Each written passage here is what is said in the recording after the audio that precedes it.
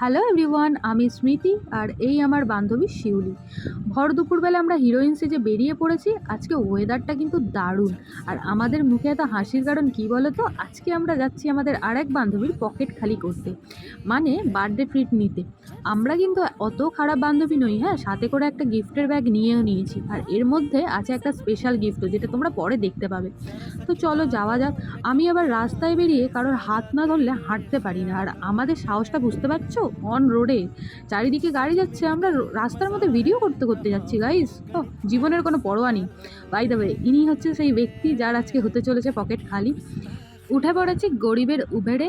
এই টাকা টাকা, আরে এত হাসিস না, একটু পরেই কাঁদবি। তো চলো চলো যাওয়া যাক। বাই দ্য ওয়ে, এই যে সামনে যাচ্ছে আমাদের 3 হিরোইন দিদি, আর আমরা এসে গেছি আমাদের গন্তব্যস্থলে তান্দুর হাউস। জানি অনেকেই এখানে এসেছো। আর এই সেই আইকনিক ওয়াল, যেখানে ফটো না তুললে বোঝা যায় না যে আমরা গিয়েছি তান্দুর হাউসে। বাই দ্য ওয়ে, সবাই সবার ক্যাট করতে করতে ঢুকে যাচ্ছে, আর আমিই বা বাদ যাই কেন বলো?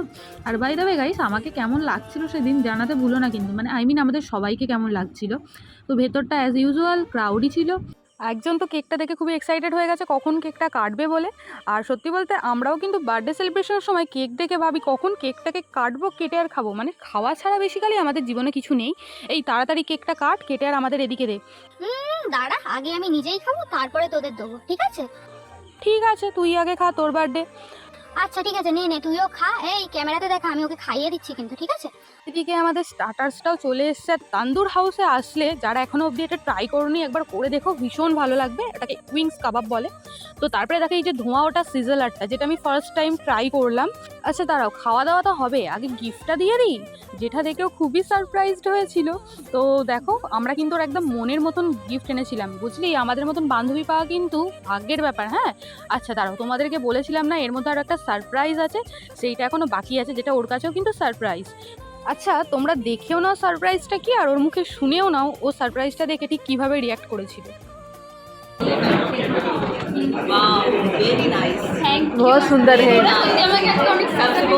प्यार से लाई हो ना, वही बहुत।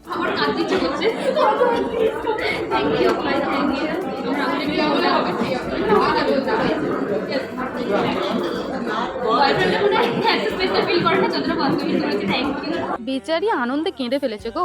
আচ্ছা ঠিক আছে, এসব ঢং ছাড়ো, এবার খাওয়াতে কনসেন্ট্রেট করো। তো এখানে ছিল সিজলার আর আমাদের সবার পছন্দের বিরিয়ানি, ওটা না থাকলে কিন্তু কোনো পার্টিই জমে না। তো এখানে যে উইংস কাবাবটার কথা বলছিলাম ওটাও ছিল, সাথে ছিল স্যালাড আর ঠান্ডা ঠান্ডা জল। তো চলো তাড়াতাড়ি খাই।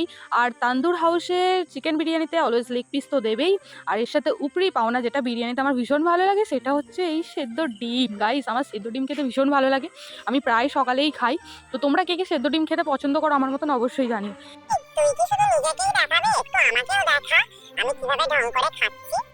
আচ্ছা ঠিক আছে, শুধু তোকে কেন, সবাইকেই দেখিয়ে দিই সবাই কেমন ঢং করে খাচ্ছে। আর সাথে আমি বা বাদ যাই কেন, আমি নিজেকেও একটু দেখিয়ে দিই। আমরা কিন্তু আসলে এইভাবে খাই না গাইস, ঠিক আছে?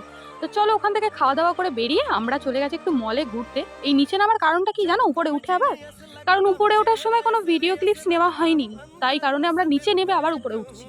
এসব শুধুমাত্র বান্ধবীদের সাথে বেরালেই করা যায় কিন্তু, তোমরা কি বলো?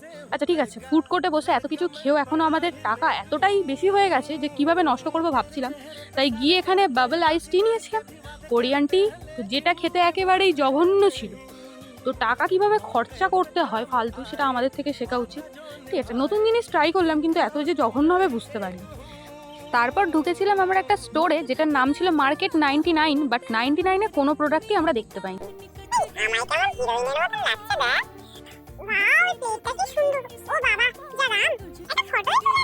স্টোরে ঢুকে আমরা কিন্তু খালি হাতে বেরাই না গাইস, ওখান থেকে কিন্তু আমরা শপিং করেই বেরিয়েছিলাম।